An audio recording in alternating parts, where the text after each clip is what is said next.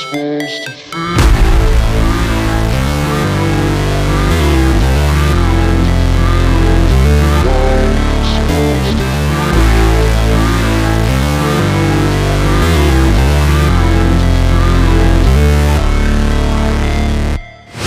Never break, always fight, never quit, do it right, play the game, win it life, have no shame, there's no time.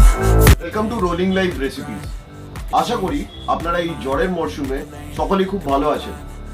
প্রথমেই বলতে চাই we are really sorry, last week আপনাদের জন্য কোনো videos নিয়ে আসতে পারিনি, কারণ we were both down with fever.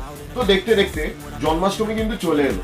আজকে আমরা জন্মাষ্টমী স্পেশালি একটা রেসিপি নিয়ে আপনাদের সামনে হাজির হয়েছি।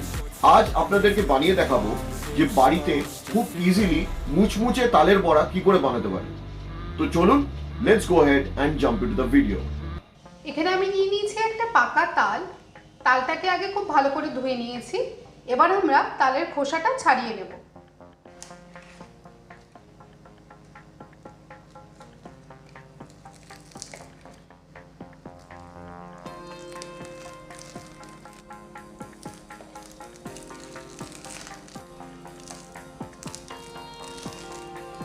তালের খোসাটা ছাড়িয়ে নেওয়ার পর এবার আমরা তালটাকে এভাবে মাঝখান থেকে ভাগ করে নেব। ভেতরে এরকম তিনটে মতো আটি রয়েছে।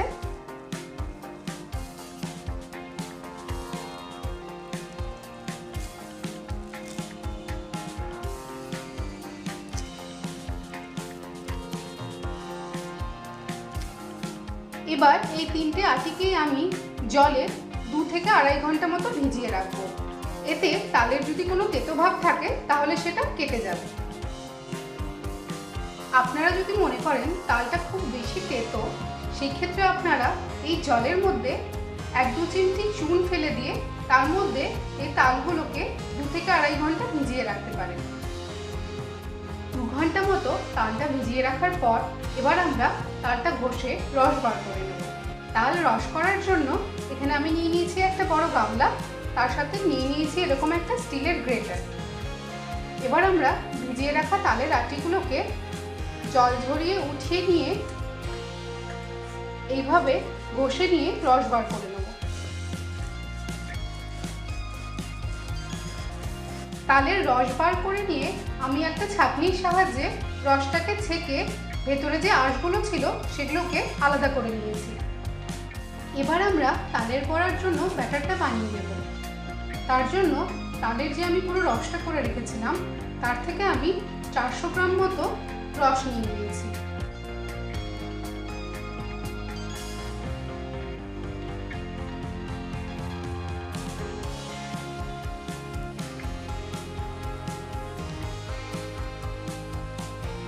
তার সাথে আমি অ্যাড করছি 150 গ্রামস মতো ময়দা।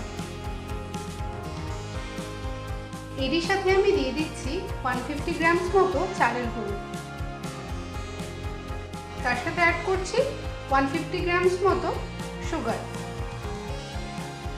সুগারটা আপনারা আপনাদের টেস্টের অ্যাকর্ডিং দেবেন। যদি আপনারা মিষ্টি খেতে পছন্দ করেন তাহলে চিনির পরিমাণটা একটু বাড়িয়ে দিতে পারেন, অথবা যদি কম মিষ্টি খান আপনারা সেই ক্ষেত্রে চিনির পরিমাণটা আর একটু কম করে দিতে পারেন। লাস্ট আমি এর মধ্যে অ্যাড করছি জাস্ট 1 পিঞ্চ মতো সল্ট। এবার সব ইনগ্রেডিয়েন্টগুলোকে আমরা খুব ভালো করে মিশিয়ে নেব।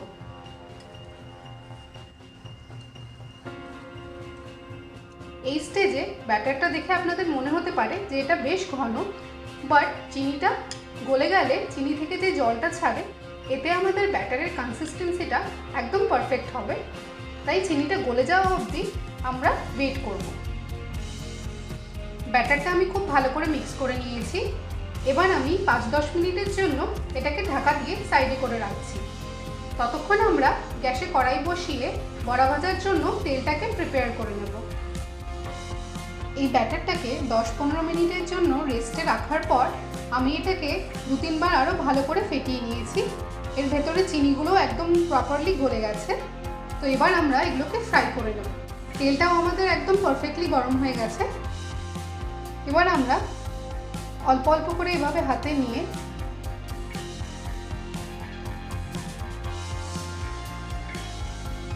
তেলের মধ্যে আস্তে আস্তে করে এভাবে আমরা ছেড়ে দেবো বড়াগুলো।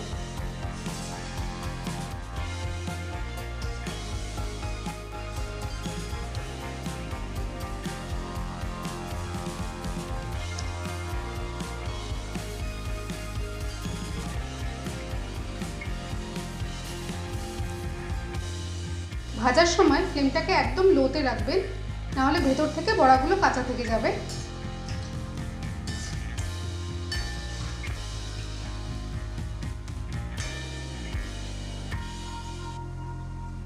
প্রথম ব্যাচের বড়াগুলো রেডি হয়ে গেছে। আমি নিয়ার অ্যাবাউট 10 মিনিট ধরে উল্টে পাল্টে বড়াগুলোকে ভেজে নিয়েছি। এবার আমি এগুলোকে তুলে নিচ্ছি।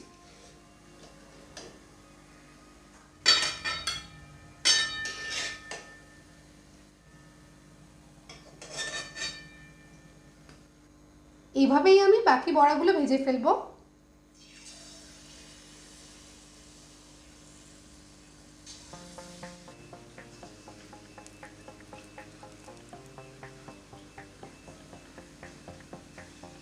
তালের বড়ার ব্যাটারে অনেকেই নারকেল কোড়া, আটা, সুজি এইসব মিক্স করে থাকে, বাট আপনারা মাত্র এই 3টে ইনগ্রিডিয়েন্ট দিয়ে ভেজে দেখুন, কারণ বেশি যত ইনগ্রিডিয়েন্ট আপনারা মিক্স করবেন তালের যে সুন্দর গন্ধটা সেটা নষ্ট হয়ে যাবে। রেডি হয়ে গেছে জন্মাষ্টমী স্পেশাল গরম গরম তালের বড়া। আমি তালের বড়া আগে অনেকভাবে বানিয়ে দেখেছি, আটা, সুজি, নারকেল কোড়া অনেক কিছু অ্যাড করে দেখেছি, বাট ট্রাস্ট মি, যদি আপনাদের তালের এই ফ্লেভারটাকে ট্রুলি এনজয় করতে হয় তাহলে এই রেসিপিটাকে ফলো করে এরমভাবেই একদম মিনিমাম ইনগ্রিডিয়েন্ট দিয়ে বাড়িতে একবার ট্রাই করে দেখুন। আর যদি রেসিপিটা ভালো লেগে থাকে প্লিজ লাইক, শেয়ার আর সাবস্ক্রাইব করতে ভুলবেন না। পরের উইকে আরেকটা নতুন ভিডিও নিয়ে চলে আসবো আপনাদের জন্য। Till then keep on rolling. আর হ্যাঁ, সকলকে জানাই শুভ জন্মাষ্টমীর অনেক অনেক শুভেচ্ছা।